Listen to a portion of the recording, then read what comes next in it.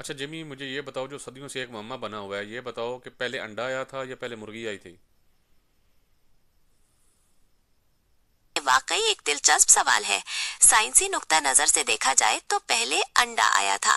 اس کی وجہ یہ ہے کہ ارتقاء کے عمل کے دوران لاکھوں سالوں میں کچھ جینیاتی تبدیلیاں ایسے پرندوں میں ہوئیں جو آج کی مرغی سے مشابہت رکھتی تھیں۔ ان تبدیلیوں کے نتیجے میں ایک خاص قسم کا انڈا پیدا ہوا جس سے پہلی مکمل مرغی تخلیق ہوئی۔ اچھا، اگر تم کہہ رہے ہو کہ پہلے انڈا آیا تھا تو انڈا آیا کہاں سے تھا؟ یہاں پر یہ سمجھنا بہت ضروری ہے کہ وہ انڈا کسی موجودہ مرغی نے نہیں دیا تھا، بلکہ یہ ارتقائی عمل کا نتیجہ تھا جس میں مرغی سے ملتے جلتے قدیم پرندوں کے جینز میں تبدیلیاں آئیں۔ ان تبدیلیوں کی وجہ سے ایک مختلف قسم کا انڈا بنا جس کے اندر پہلی مکمل مرغی تشکیل پائی۔ تو وہ پرندہ کون سا تھا، اس کا کیا نام تھا؟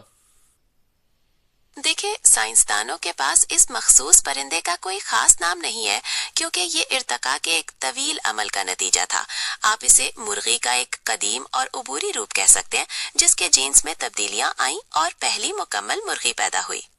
اچھا، یہ کیسے ممکن ہے کہ کسی پرندے نے انڈا دیا اور اس سے اچانک مرغی نکل آئی؟ یہ کیسے ہو سکتا ہے؟ یہ اچانک نہیں ہوا بلکہ یہ ایک تدریجی عمل تھا۔ ارتقاء کے دوران پرندوں کی نسلوں میں قدرتی تبدیلیاں آتی رہیں۔ ان تبدیلیوں کی وجہ سے ایک خاص قسم کا انڈا بنا جس میں مرغی کی خصوصیات موجود تھیں۔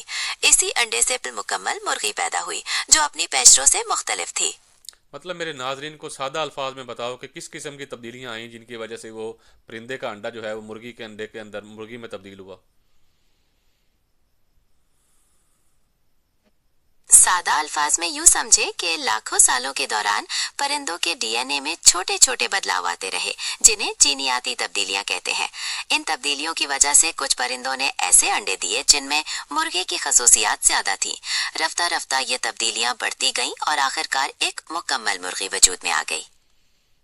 اچھا، یہ کیا بات درست ہے کہ جو مرغیاں ہیں وہ ڈائناسور کی نسل سے ہیں؟ یہ بات سچ ہے؟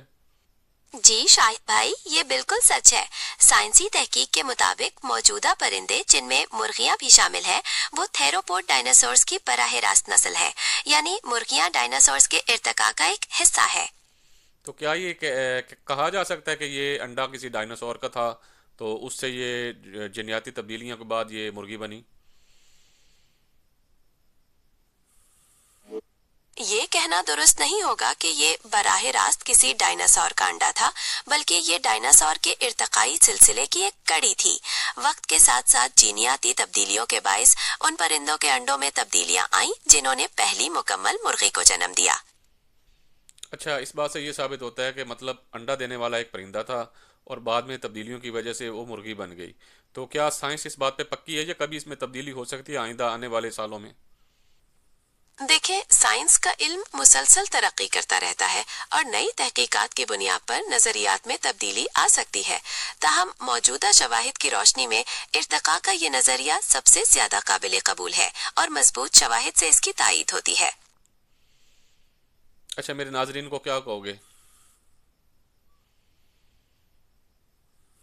میں ناظرین سے یہی کہوں گی کہ یہ ایک بہت دلچسپ موضوع ہے اور سائنسی تحقیق ہمیں کائنات کے بارے میں نت نئی معلومات فراہم کرتی رہتی ہے۔ امید ہے انہیں یہ گفتگو پسند آئی ہوگی اور وہ مزید ایسی ویڈیوز کے لیے چینل کو سبسکرائب کریں گے۔ شکریہ، اللہ حافظ۔